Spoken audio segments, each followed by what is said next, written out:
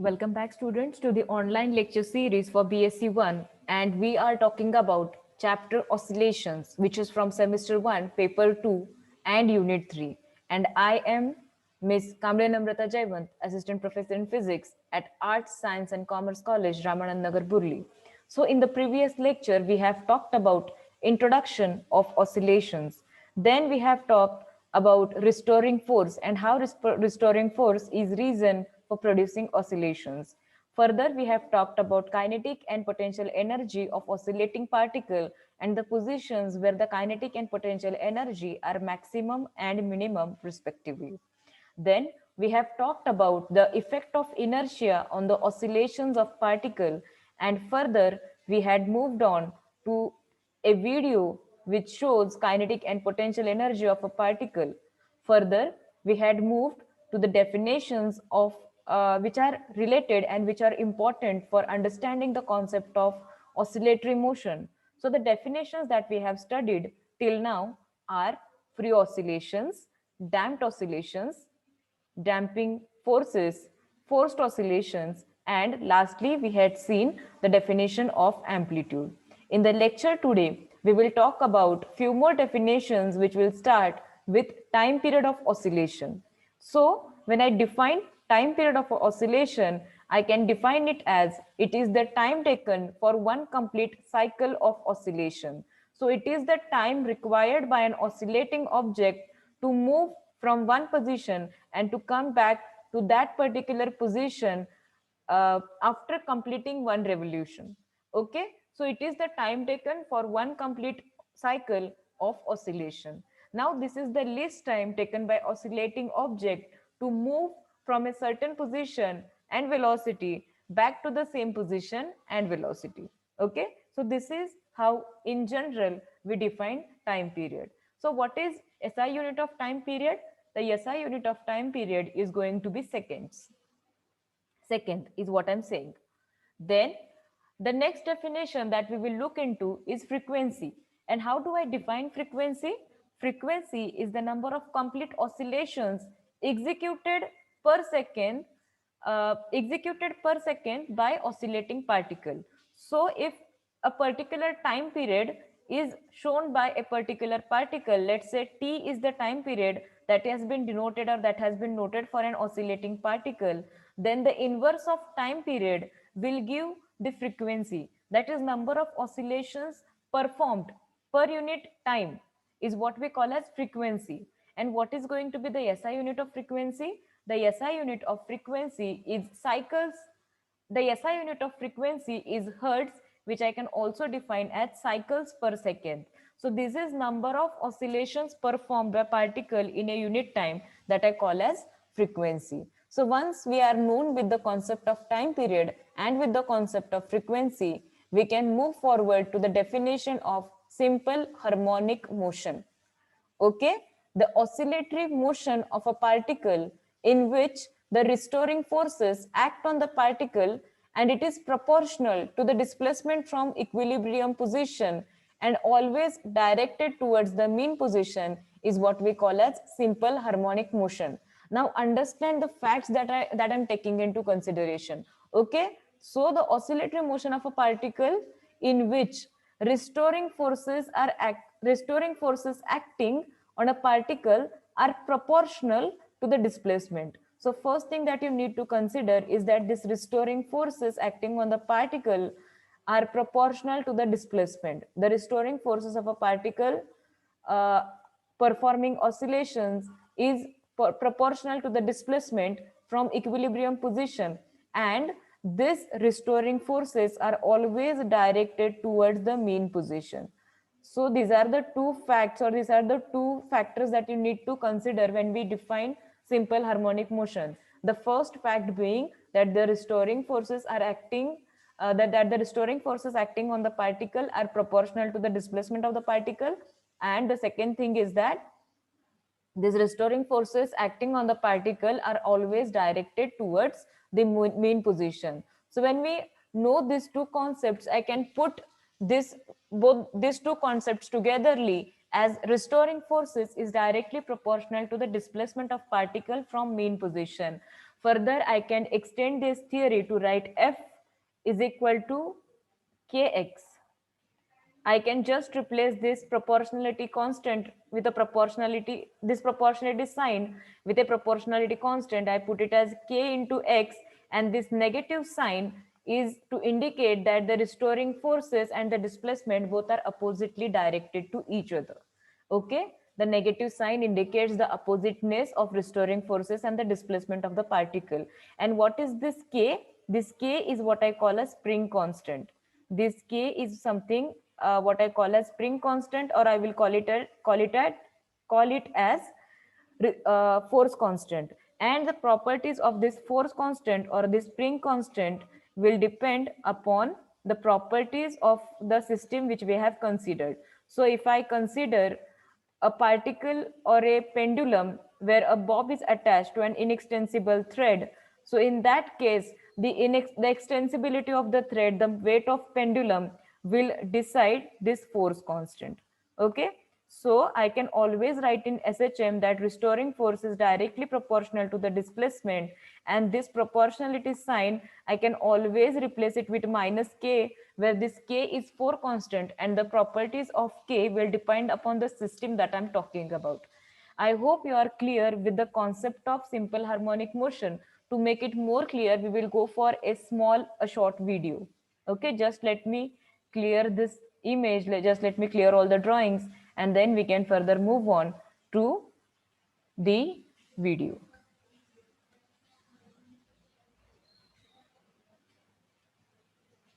Okay, so let us just move on.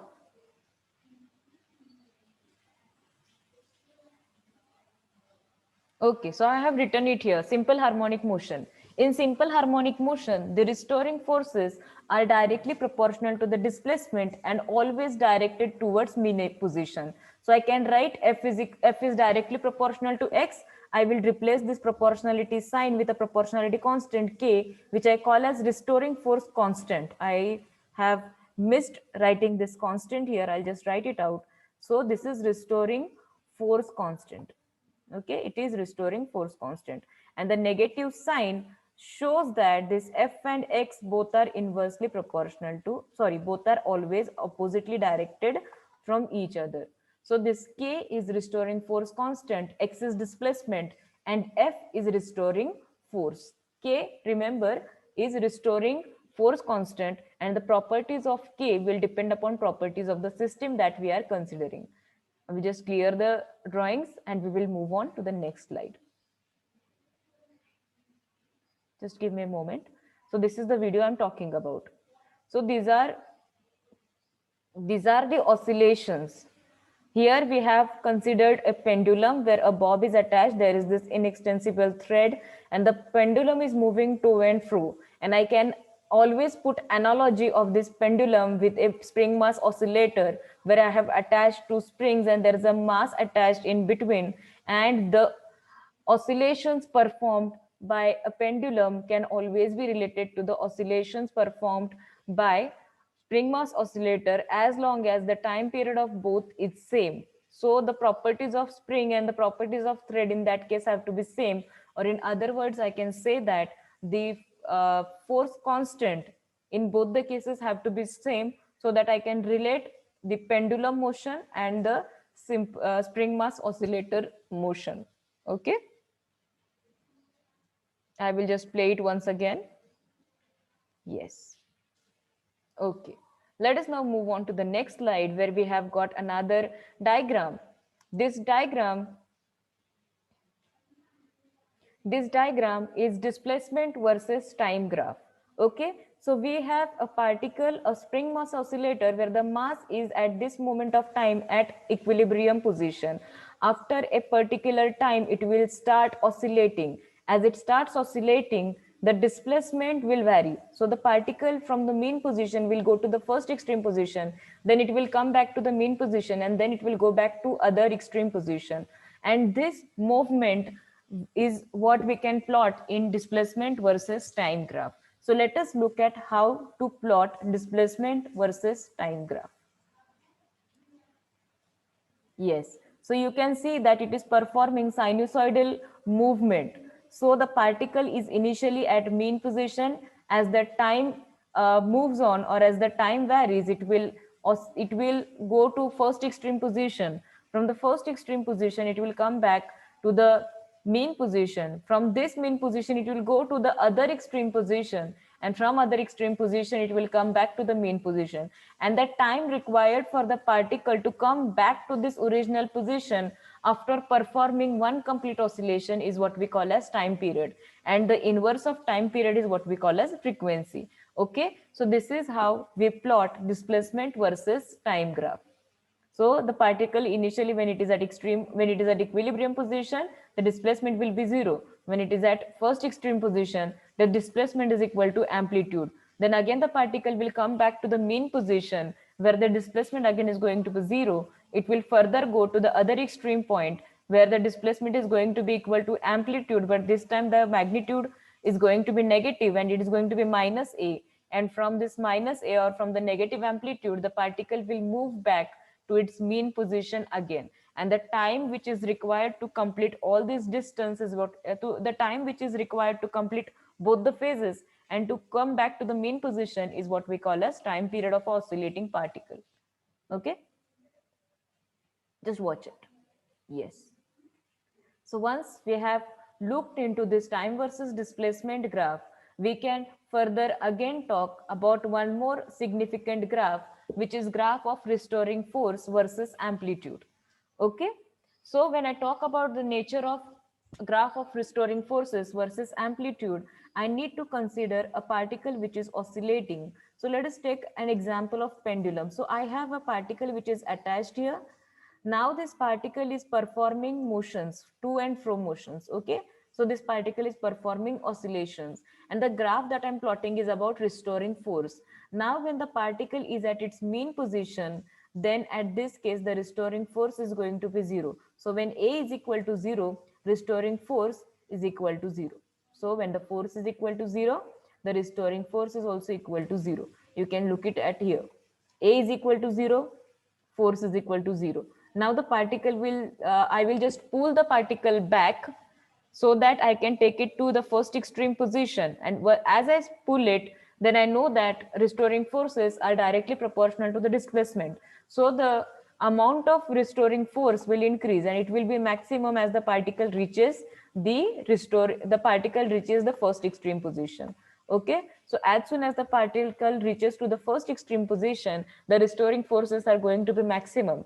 Now when I just leave this particle, then the restoring forces will start to reduce, and as the particle comes to the first mean position, in that case the restoring forces will again be minimum.